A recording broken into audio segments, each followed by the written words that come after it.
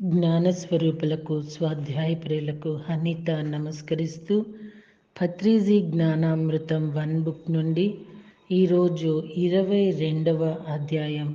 ఈ పుస్తకం ఈరోజుతో సంపూర్ణమైనది. నిజంగా నాకు ఈ అవకాశం కల్పించిన నిర్మల మేడంకి సదా ధన్యవాదాలు చెప్పుకుంటున్నాను. ఈ పుస్తకం 15 రోజుల్లో నిర్మల గారు, వాణి మేడం గారు ఎంతో కృషి చేసి రూపుదిద్ది అతి తక్కువ ప్రైస్కి అందించాలన్న వాళ్ళ ప్రయత్నము, పత్రిజీ జ్ఞానము సుదీర్ఘంగా అసంఖ్యాకులకు అందాలి అన్న వాళ్ళ సంకల్పం సంపూర్ణంగా నెరవేరిందనే చెప్పాలి. ఎంతోమంది ఆడియోస్ వింటూ ఈ బుక్ తెప్పించుకొని ఆ బుక్ చదువుతూ ఆడియోస్ వింటున్నామని తెలియచేస్తూ మరింతమందికి అందిస్తున్నామని తెలియచేయటం చాలా సంతోషకరంగా ఉంది. జ్ఞానం అందుకోవటం అనేది పెద్ద విషయం ఏం కాదండి. అందుకున్న జ్ఞానానికి మరింత మందికి పంచటం అనేది సువిశేషమనే చెప్పాలి. అదే ఆధ్యాత్మిక సేవ అంటే.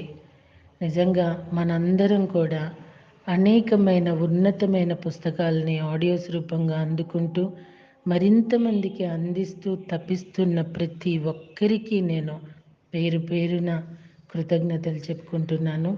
మరి పత్రిజీ ఏం చెప్పారో తెలుసుకుందామా? ఈ భూలోక యాత్రలో మనమంతా కూడా యాత్రికులం. చంద్ దిన్కే మెహమాన్ హై హమ్. ఈ లోకంలో ఉన్న వింతలు విశేషాలు చూడటానికి వచ్చాం కనుక హాయిగా చూసి వెళతాం. వెళ్ళాక మళ్ళీ వస్తాం. మళ్ళీ ఇంకా కొన్ని విశేషాలు చూసి మళ్ళీ వెళ్తాము. ఇలా వెళ్తూ ఇక చూడాల్సిన విశేషాలన్నీ అయిపోయాక చివరాఖరి జన్మల్లో మనమే ఇక్కడ కొన్ని వింతలను మరి విశేషాలను స్థాపిస్తాం. అలా స్థాపించేంత వరకు మన ఈ రాకపోకలు ఇలా సాగుతూనే ఉంటాయి. ఈ క్రమంలో మనం తీసుకునే ప్రతి ఒక్క జన్మ కూడా మన ఆత్మ ప్రగతికి ఒకానొక అనుభవ జ్ఞానపు మెట్టుగానే ఉంటుంది. ఆత్మ యొక్క ఈ అద్భుతమైన రాకపోకల ఆటలో ఆత్మజ్ఞానికి ఎక్కడ ఆపద అన్నది ఉండదు. ఆపద లేదు కనుక ఆపద్బాంధవ పాహిమాం పాహిమాం అన్న విరికేకలు అంతకంటే ఉండవు. ఉన్నదంతా అనుభవమే. శ్రీకృష్ణుల పరమాత్మల వారి భగవద్గీతలో హతోవా ప్రశస్తి స్వర్గం అన్నారు. అంటే ఓ అర్జున, యుద్ధంలో నీవు చనిపోతే వీర స్వర్గాన్ని పొందుతావు, గెలిస్తే రాజభోగాల్ని అనుభవిస్తావు. ఏ రకంగా చూసినా నీకు చక్కటి అనుభవమే కనుక సంకోచం మాని యుద్ధం చేయి అని అర్థము. ఆత్మజ్ఞానికి ప్రతి ఒక్క జన్మలో ప్రతి ఒక్క సంఘటన మరి ప్రతి ఒక్క సమస్య అన్నీ అనుభవాలే. ఆ అనుభవాల పరంపర నుంచే అతడు ఒక్కో మెట్టు ఎక్కుతూ అజాగ్రత్త నుండి జాగృత స్థితిలోకి వచ్చేస్తాడు.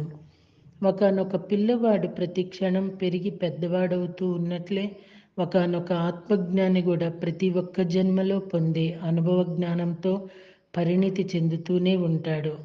అనగ రాగం అతిశయించినట్లు వినగ వినగ అన్నీ అర్థమవుతూ అజ్ఞానం నుండి సుజ్ఞానంలోకి చేరుకుంటాడు. ప్రాపంచికతలో ఉన్నప్పుడు మనం అజ్ఞానంతో అంతటా ఆపదల్నే చూస్తూ ఉంటాము. రక్షణ కోసం కింద మీద పడుతూ ఉంటాము. అదే ఆధ్యాత్మికంలో ఉన్నప్పుడు వర్తమానంలో ఆనందంగా జీవిస్తాం. వర్తమానం ఎప్పుడు ఆపదారాహిత్యం ఉంటుంది. భవిష్యత్తు ఆపదలతో కూడిన బంధాన్ని సూచిస్తే వర్తమానం ఆపద రాహిత్యంతో కూడిన ముక్తిని సూచిస్తుంది. జీవితంలో ఉత్సాహాన్ని నింపుతుంది. అందుకే మనం ప్రతి క్షణం వర్తమానంలో జీవిస్తూ జీవితాన్ని ఉత్సవంలా మార్చుకోవాలి. అప్పుడే ఆత్మస్వరూపులుగా మనం చచ్చినా చావం అన్న సత్యాన్ని తెలుసుకొని చావు భయం నుంచి నిర్భయత్వంలోకి వచ్చేస్తాము. ఆత్మస్వరూపులైన మనం మానవులుగా ఎన్నెన్నో జన్మలు ఎత్తి ప్రకృతితో మమేక్యం అయ్యి చివరాఖరికి ఈ ప్రకృతినే జయించి దేవుళ్ళుగా రూపుదిద్దుకున్నాం. జీవాత్మలైన మనము పరమాత్మలుగా ఎదుగుతాము. ఆత్మ యొక్క ఈ రాకపోకల మహా ఆటలో మనకి మానం లేదు, అవమానం లేదు, సుఖం లేదు, దుఃఖం లేదు, అదృష్టం లేదు, దురదృష్టం లేదు, ఆపద లేదు, రక్షణ లేదు, కలిమి లేదు, లేమి లేదు, జననం లేదు, మరణము లేదు. ఎంత అద్భుతంగా చెప్పారండి పత్రి సార్. నిజంగా ఎనర్జీస్ రావటము, ఎనర్జీస్ని అనుభూతి చెందటం, ధ్యానానుభవాలు, ఇక్కడ పత్రి సార్ చెప్పిన ఈ వాక్యాలు ముందు చూస్తే చాలా చిన్న విషయము. ఈ స్థితికి, ఈ స్థాయికి ఎప్పుడైతే మనం చేరుకుంటామో అప్పుడే మనము పరిపూర్ణతను సాధించిన వాళ్ళమవుతాము. అప్పుడే మనము ఒక పిరమిడ్ అవుతాము. అప్పుడే మనము ఒక ఆధ్యాత్మికానికి ఒక ఉదాహరణ అవుతాము. కాదంటారా? ఇక్కడ ఆనాపానసతి ధ్యానం చేసే విధానం చెప్తున్నారు. ఎందుకంటే ఇది యూట్యూబ్ ద్వారా ఎన్నో వేలు లక్షల మందికి వెళుతున్నది కాబట్టి ఈ ఈ దీని ద్వారా ఈ ధ్యానం ఎలా చేయాలి అనేది తెలియజేయటం వల్ల ఎంతోమందికి ఈ ధ్యానం అందుతుంది. సుఖాసనంలో హాయిగా కూర్చొని చేతులు రెండు కలిపి కళ్ళు రెండు మూసుకొని ప్రకృతి సహజంగా జరుగుతున్న ఉచ్ఛ్వాస నిశ్వాసల్ని ఏకధారగా గమనిస్తూ ఉండాలి. ఏ దేవతా రూపాన్ని, ఏ గురు రూపాన్ని ప్రత్యేకంగా ఊహించుకోరాదు. ఏ దైవ నామస్మరణ ఉండరాదు. మామూలుగా జరుగుతూ ఉన్న ఉచ్ఛ్వాస నిశ్వాసల్ని ఆహ్లాదంగా గమనిస్తూ ఉండాలి. మధ్య మధ్యలో అనేక ఆలోచనలు వస్తున్నా వాటిని ఎప్పటికప్పుడు కట్ చేస్తూ మళ్ళీ మళ్ళీ శ్వాస మీదకే ధ్యాసను మరల్చుతూ ఉంటే క్రమంగా ఆలోచన రహిత స్థితి కలుగుతుంది. మనసు నిర్వీర్యం పరిశూన్యమైపోతుంది. ఇదే ధ్యాన స్థితి. ఈ విధమైన ఆలోచన రహిత స్థితిలో కలిగే అనేక శారీరక నాడీ మండల ఆత్మానుభవాలను శ్రద్ధగా గమనిస్తూ ఉండాలి. ఆ స్థితిలో శరీరం వెలుపల ఉన్న విశ్వమయ ప్రాణశక్తి అపారంగా శరీరంలోకి ప్రవేశించి నాడీ మండలాన్ని శుద్ధి చేస్తూ ఉంటుంది. మరి ఎవరి వయసు ఎంత ఉంటుందో కనీసం అన్ని నిమిషాలు తప్పనిసరిగా రోజుకి 2 సార్లుగా ధ్యానం చేయాలి. ఈ విధంగా ప్రతిరోజు నియమబద్ధంగా ధ్యాన అభ్యాసాన్ని అలవాటు చేసుకోవాలి. పిరమిడ్ ధ్యానుల 18 ఆదర్శ సూత్రాలు. నిజం చెప్పాలంటే అండి, ఈ 18 ఆదర్శ సూత్రాల్ని కంప్లీట్ చేయగలగటమే పిరమిడ్ మాస్టర్. ప్రతి పిరమిడ్లోనూ, ప్రతి పిరమిడ్ మాస్టర్ ఇంటిలోనూ, ప్రతి ధ్యాన సెంటర్లోనూ ఫస్ట్ అడుగు పెట్టడం ఇవే కనిపించాలి. అవునంటారా? 1. సరి అయిన ధ్యానం అంటే ఆనాపానసతి అని క్రమం తప్పకుండా అభ్యాసం చేయటం. ఆనాపానసతి ధ్యానాన్ని అందరి చేత చేయించటం. క్లిష్టమైన హఠయోగ ప్రాణాయామాలు ఏమాత్రమూ లేవు. 2. సరి అయిన ఆత్మవిజ్ఞానాన్ని అందించే పుస్తకాలని, ఉదాహరణకు స్వామి రామ, యోగానంద పరమహంస, ఓషో, యానీ బీసెంట్, టార్కోమ్ సరైడారియన్ ఇత్యాది గ్రాండ్ మాస్టర్ల యొక్క గ్రంథాలను అధ్యయనం చేయటం. 3. ధ్యానానుభవాల్ని ఇతరులతో పంచుకోవటం. అందరి ధ్యానానుభవాల్ని శ్రద్ధగా వినటం. వీలైనంత వరకు మౌనాన్ని అలవర్చటం. అనవసరమైన ప్రాపంచిక మాటలు పూర్ణంగా నిషిద్ధం. 4. 5. పౌర్ణమి ధ్యానం తప్పనిసరి. సామూహికంగా ధ్యానాలు చేయటము. నిజం చెప్పాలంటే అండి, పౌర్ణమి ధ్యానము, సామూహిక ధ్యానము ఓ సంకల్పాలు చేసి ఈ రోగం పోవాలి, ఆ రోగం పోవాలి, ఈ డబ్బు రావాలి, ఆ డబ్బు రావాలని కష్టపడాల్సిన అవసరం లేకుండా సహజంగా మనలో ఉన్న రోగాలను మట్టుమాయం చేస్తుంది. కర్మ ప్రక్షాళన చేసి మన జీవితంలో అవసరమైనవి లభింపచేస్తుంది. ఈ పౌర్ణమి ధ్యానమే నా ఆధ్యాత్మిక జీవితానికి ఒక పెద్ద మలుపు అండి. 6. ధ్యానానికి పిరమిడ్ శక్తిని వినియోగించుకోవటం. ప్రతి ఇంటిలోనూ పిరమిడ్లు ఏర్పాటు చేసుకోవాలి. పిరమిడ్ ఏర్పాటు చేసుకుంటేనే కుదరదు మాస్టర్స్. దాంట్లో ధ్యానం అనేది జరగాలి.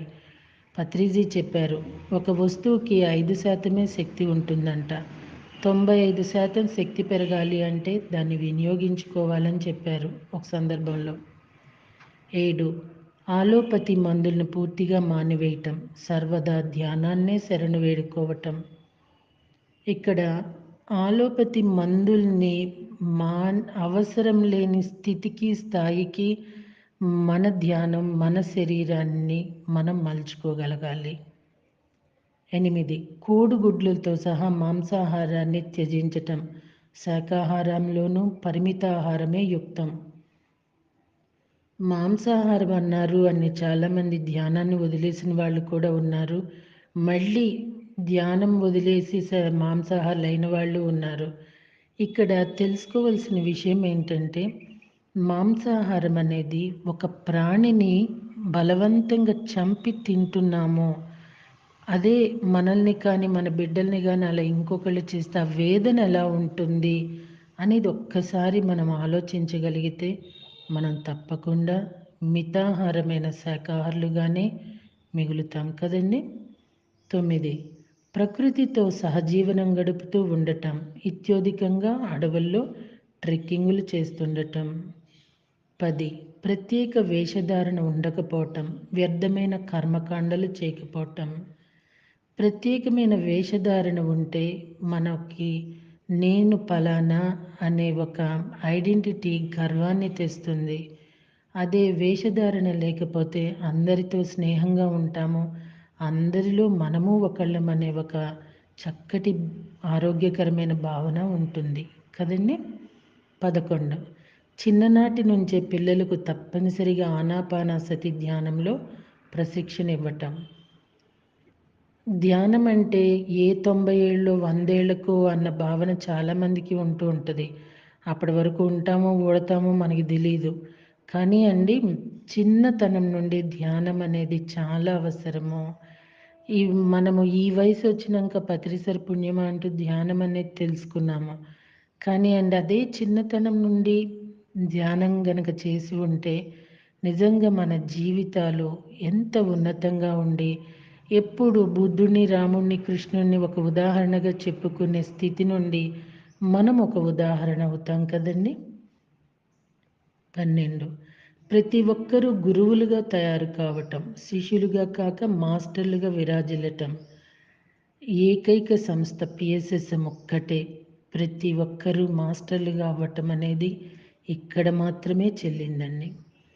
13 ధ్యాన శిక్షణ కార్యక్రమాల్లో డబ్బు తీసుకోకపోవటం. గురువుకి, శిష్యుడికి మధ్య ఉండేది కేవలం స్నేహమే. ఈ రోజుల్లో డబ్బే ప్రధానం. డబ్బు చుట్టే మనిషి తిరుగుతున్నాడు. డబ్బుకి మనిషి దిగజారిపోతున్నాడు.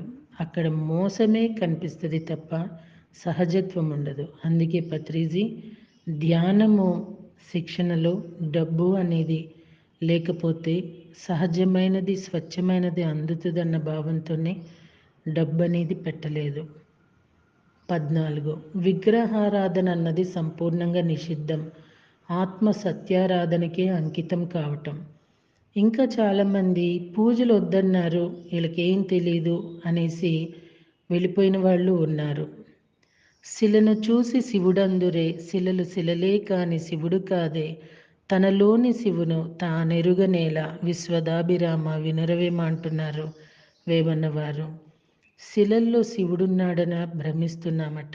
మన లోపల ఉన్న శివుణ్ణి మనం దర్శించలేకపోతున్నామట. ఎప్పుడైతే ఆ సత్యాన్ని మనం తెలుసుకోవాలి అంటే ఆత్మ సత్యారాధనకి అంకితం చేసే శ్వాస మీద ధ్యాస పెడితే చాలు సుమండి. 15 ఎవరి జీవిత సమస్యలను వారే సొంత ధ్యాన శక్తితోనే పరిష్కరించుకోవటం. మరి పత్రిసారి ఇలా చెప్పినప్పుడు ఈ సంకల్ప ధ్యానాలు, విష్ పిరమిడ్లు, ఇంకా చెవులో నొప్పికి, ముక్కులో నొప్పికి, గుబులు తీయడానికి కూడా సంకల్ప ధ్యానాలు. వాటి వల్ల నష్టపోయేది చేయించేవాళ్ళు, చేస్తున్న వాళ్ళు కూడా. ఎందుకంటే సామూహిక ధ్యానం వలన ఎన్నో పొందవచ్చు. కానీ ఒక సమస్యని మనం సంపూర్ణంగా ఎదుర్కొంటేనే అది అక్కడ కంప్లీట్ అవుతుంది. పెరుగన్నంతో భోజనం ఎట్లాగా సంపూర్ణం కంప్లీట్ అవుతుందో అలానే అవుతుంది. మనకి మనమే మనం ధ్యానం చేస్తూ మన శక్తితోటి మన సమస్యల్ని పరిష్కరించుకోవాలి. అప్పుడే మళ్ళీ రాకపోకలనేవి ఉండవు. 16 గృహస్థ జీవితాన్ని ఆత్మానందంగా గడపటం. ఇతరుల వ్యక్తిగత విషయాల్లో వేలు పెట్టకపోవటం. ఇప్పుడు చెప్పాలంటేనండి, ధ్యానం చేస్తే ఏదో అయిపోతారు, ఎక్కడికో పోతారనే ఒక భ్రమ నుండి పత్రిజీ బయటపడేశారు. ఈ సంసార జీవితాన్ని బంధాలతోటి మనం ఎప్పుడూ ఆనందంగా ఉంటూనే ధ్యాన స్థితికి వెళుతూ ఉంటాము. అలానే ఇతరుల వ్యక్తిగత విషయాల్లో ఎప్పుడూ మనం వేలు పెట్టకూడదు. ఎందుకంటే ఎవరి జీవితం వాళ్ళది. మనకి తెలిసి తెలియక మాట్లాడటం వల్ల ఉన్న మన కర్మలు వదిలించుకోవటం గాక లేని కర్మల్ని మూట కట్టుకోవాల్సి వస్తాము. ఆమె రైట్ అండి. 17 అన్ని గ్రామాల్లోనూ అన్ని పట్టణాల్లోనూ పిరమిడ్ ధ్యాన కేంద్రాలను విధిగా నెలకొల్పటం. ఎందుకంటే ఎంత విస్తారంగా సువిస్తారంగా ధ్యానం అనేది పిరమిడ్లు అనేవి ఈ భూమిని పరుచుకొని పోతూ ఉంటాయో ఆ ప్రదేశాలన్నీ కూడా ప్రశాంతత సహజమైన ప్రకృతితో విలసిల్లుతూ ఉంటాయి. ఆఖరిది 18వది స్వీయ ధ్యానానుభవాలను స్వీయ ఆధ్యాత్మిక పురోగతి విశేషాలను గ్రంథాల రూపాల్లో ప్రచురించటం. పత్రిజీ ధ్యానానుభవాల్ని చెప్పాలి, అవి ఒక పుస్తక రూపంలో తేవాలని చెప్పటానికి కారణము, భావి తరాల వాళ్ళు ఓ ఫలానా పిరమిడ్ మాస్టర్ ఫలానా విధంగా చేస్తే ఈ ధ్యానానుభవం పొందారు, ఇది పొందారు, ఆరోగ్యం తెచ్చుకున్నారు, ఆర్థిక ఉన్నతిని తెచ్చుకున్నారు. ఇట్లా ఈ ఏవైతే ఉన్నాయో అవన్నీ తెలుసుకొని అపోహల నుండి బయటపడి ఆల్టర్నేట్స్కి వెళ్లకుండా సహజమైన శ్వాస మీద ధ్యాస పెట్టి మనమెలాగా ఉన్నతిని పొందామో అలానే వాళ్ళు పొందుతారు. మరింత ప్రచారం జరుగుతుంది. మరింత స్వచ్ఛతని ఉన్నతిని అందించవచ్చు అన్న భావనతోనే పత్రిసర్ గ్రంథం రూపంగా ప్రతి మాస్టరు ఒక బుక్ రాయాలి అని చెప్పారు.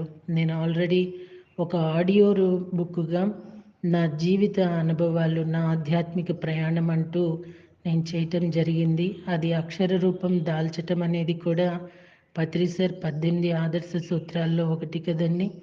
సో మాస్టర్స్, ఒక ఉన్నతమైన జ్ఞానాన్ని పంచుకొని మరింత మందికి పంచినందుకు ప్రతి ఒక్కరికి ధన్యవాదాలు చెప్పుకుంటూ, నాకు ఈ అవకాశం కల్పించిన సర్వులకి సమస్తానికి సదా సదా ధన్యవాదాలు.